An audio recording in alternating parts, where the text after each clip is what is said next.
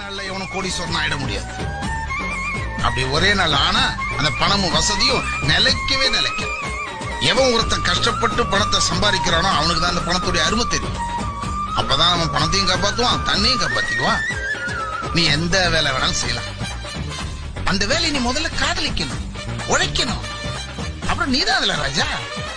சும்மா அதை விட்டுட்டு நம்ம 6 மாசத்துல பணக்காரன் ஆகணும்னு அலைஞ்ச வாழ்க்கை பூரா நீ அலைஞ்சுக்கிட்டே தான் இருக்கணும். இதான் தியரி, உண்மை.